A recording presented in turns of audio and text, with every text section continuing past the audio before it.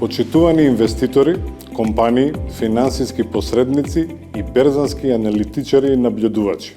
Македонска берза денес, 5-та година поред, е дел од глобалната иницијатива за унапредување на родовата еднаквост на пазарите на капитал, насловена како Ring the Bell for Gender Equality, односно задзвони го звончето за родова еднаквост. Оваа година слоганот на иницијативата е Подршка на правата на жените, еднаквост и инклузија. Оваа глобална иницијатива трае веќе една деценија и е иницирана од повеќе меѓународни организации, помеѓу кои Светската федерација на берзи и иницијативата за одржливи берзи при Обединетите нации, во која членува и нашата македонска берза. Идејата е берзите со нивната уникатна улога во финансискиот систем и јавноста да придонесат за унапредување на родовата еднаквост во деловниот свет преку промовирање на важноста на ова прашање кон најголемите акционерски друштва и воспоставување на стандарди за одговорни и транспарентни корпоративни практики на овој план.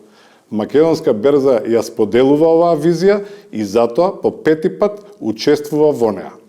По овој повод, денес со нас се Ивана Гажич од Загребска берза и Нина Недановска од Шпаркасе банка АД Скопје, две дами кои се неизвршни членови на одборот на директори на Македонска берза.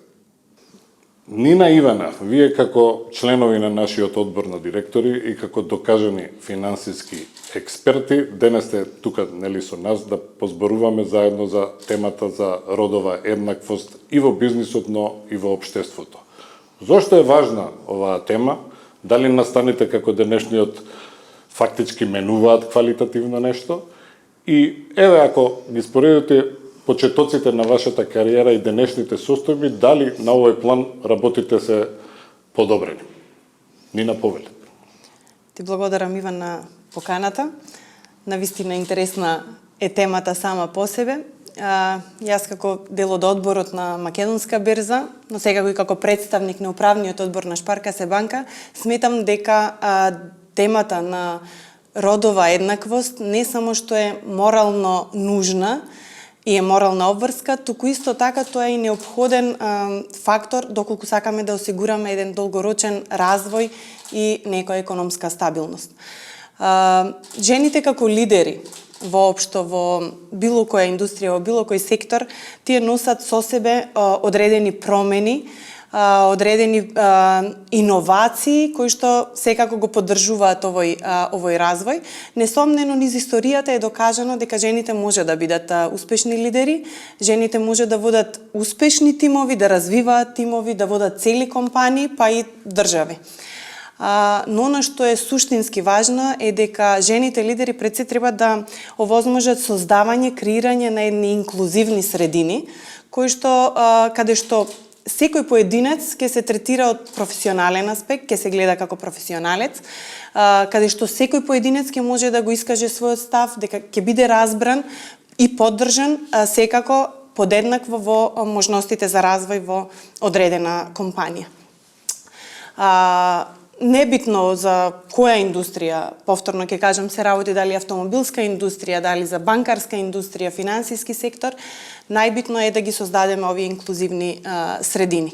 Овој пат не е лесен, секако, и се докажало дека не е баш едноставно, меѓутоа доколку сакаме да развиваме во нашите средини професионалци кои што ќе може да го искажат цел свој потенцијал, секако ова е многу битно, независно дали зборуваме за мажи или за жени.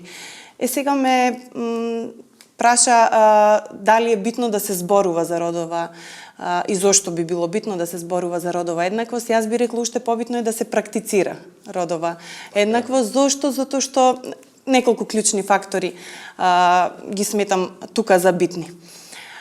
Прво, жените природно носат одредени вештини да развиваат и да работат на вакви создавање на едни инклузивни и разнолики средини кај што разновидноста ќе се почитува. Сето тоа на другата страна создава креирање на тимови кои што ќе бидат креативни и тимови кои што ќе може да работат во функција на создавање нови вредности во насока на задоволување на корисниците и на потрошувачите. Втората битен фактор тука е и емоционалната интелигенција. Некако природно во себе жените се повешти во разбирање на емотивните состојби и потреби на вработените со тимовите со кои што водат и раководат, и сето тоа на некој начин разбирањето на нивните потреби создава средина кај што тој работодавач ке е посакуван работодавач на пазарот, а уште побитно е дека постоечките вработени ќе ги задржиме на тој начин, бидејќи разбираат и сваќаат дека се разбрани и поддржани и секој во таа институција има подеднакви можности за развој. И третиот битен фактор е дека жените креираат, се спремни да создаваат едни поинакви бизнис модели во работењето на компаниите. Што значи тоа?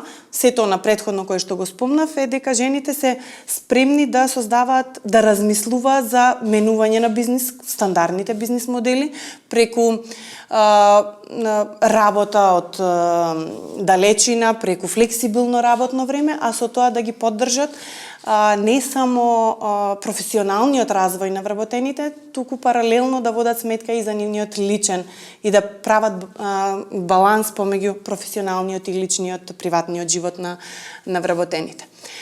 Сега многу клучна улога тука во градењето на стандардите за родова еднаквост имаат мажите лидери.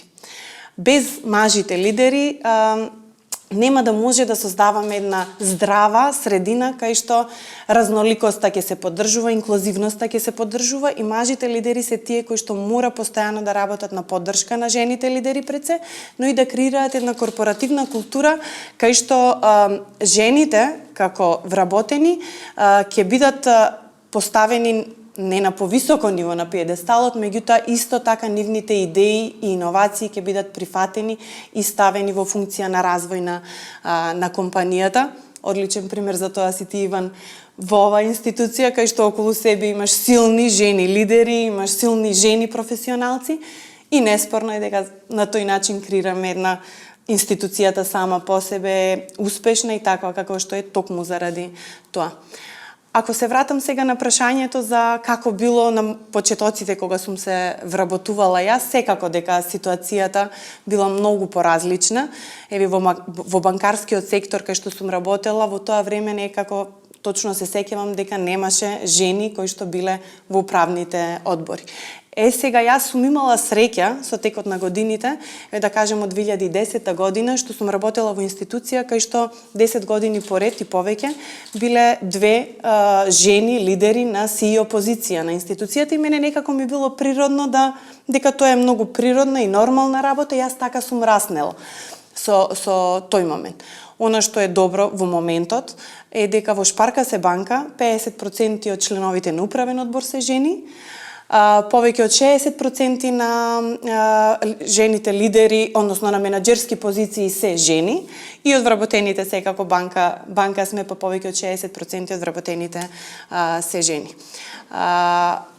За овој настан конкретно секако сметам дека и овој настан ring the bell for gender equality, меѓутоа и сите настани од таков тип прават ја подхрануваат свесноста за важноста од таа родова еднаквост и за инклузивност и сето тоа не само што ја подкрепува и ја расне свесноста, туку истовремено делува на развивање на компаниите преку корпоративни култури, меѓутоа и нормативи во кои што жените и родовата еднаквост и инклузивноста ќе бидат ставени на високо ниво. Ти благодарам, Нина, на твоите согледувања. Ивана, твоето размислување повели. Прашањето за родовата еднаквост е многу важно, не само во бизнисот, туку и во сите други сфери на јавниот и политичкиот живот. Жените сачинуваат малку повелќе од половина од вкупното население, но значително помалку учествуваат во бизнисот и политиката. Имаат пониска стопа на вработеност, заработуваат помалку, често се жртви на дискриминација, па и насилство, дури и на работното место. Ваката ситуација во модерното општество едноставно не е прихватлива. Особено, на пример, ако се земе превид дека во Хрватска дури 61% од дипломираните студенти се жени, додека во 61% од котирните компанije на Загребската берза нема нити една жена во управата. Објективно, врз основа на статистиката, но и субјективно врз основа на личното искуство, оваа ситуација не се промени значително во текот на мојот работен век. Главно стагнира или дури показува благ негативен тренд. Минатата година Хрватска во законот над трговски друштва воведе обврска со доста благи казнени мерки, најголемите котирани компании да мора да причитуваат квоти 40% жени во управните одбори или 30% жени во управните и надзорните одбори гледано заедно. Првите резултати од оваа промена, што стапи на сила во целата Европска Унија, ќе бидат видливи за неколку години. Овие квоти беа неопходни, бидејќи промените се одвиваа премногу бавно и беа недоволни, па затоа законодавецот мораат да интервенира. Ти благодарам за почитта кон македонска берза и кон нашата поширока заедница за употребата на македонскиот јазик. Сега би поминале и на второто прашање. Знаеме дека живееме во интересни времења, гледаме низ призма на овие актуелно политички општествени трендови дека некои достигнати вредности во западните општества како да се преиспитуваат. Така наречената woke култура многу се дебатира, има своји поборници, но има и отворени противници. Дали според вас овие нови случувања и трендови можат нешто да променат во започнатиот тренд на поголема партиципација на жените во бизнисот? Повели Нина. Секоја нова идеја нормално отвара две страни и две гледишта на идејата. Меѓутоа, битно е на крај што сакаме да постигнеме и дали одиме во насока на конструктивно постигнување. Да, овие некои политичко-обштествени дебати околу во културата отвараат едни нови перспективи, видици и начини како сакаме да постигнеме одредени резултати. Самата во култура го отвара, ја развива свесноста за некои социјални разлики, за неправилно постапување во однос на родова еднаквост и самото тоа по себе ја издигнува свесноста и ја донесува на правилно место при носење на одлуки на високиот менеджмент во одредени компании. Што ова во култура има, би разгледувало две страни најпрви. Едната страна е какво е влијанието на воук културата во однос на оперативните секојдневни активности на одредени компании.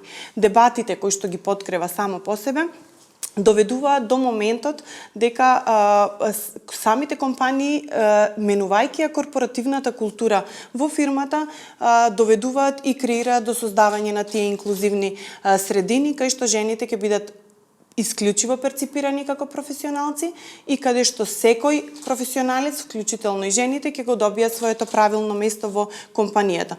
Ова, од претходно наведените секако сите причини зошто е тоа позитивно, треба да ни создаде една средина која што каде што иновациите ќе бидат почитувани, каде што ќе оди во насока на развој, а и на почитување на сите своји вработени. Од друга страна, нормативниот аспект на воук културата треба да веќе е познато, она и Ивана што го спомна, и во многу европски земји веќе се воведуваат одредени промени на закони, на нормативи, на правила, па дури кои што се одразуваат и во одредени корпоративни стандарди во компаниите.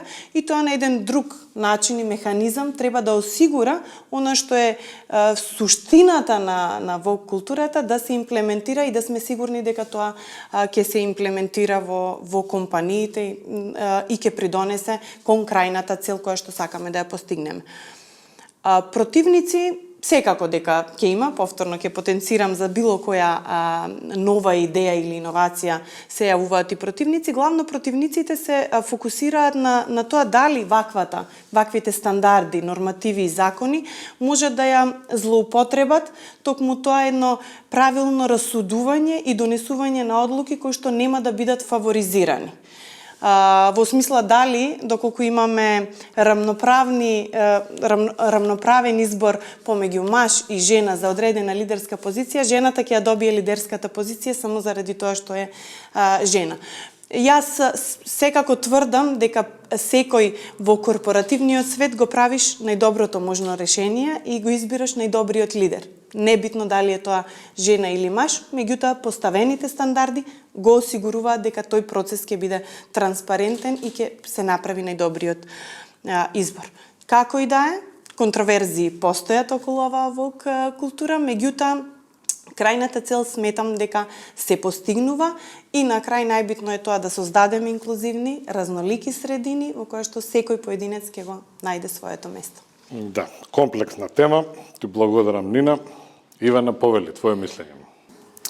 За еднаквите можности за жените и мажите во бизнисот се зборува веќе долго време. Додека инзистирањето на еднаквост за сите групи што су дискриминирани на било кој начин стана актуелно последните години.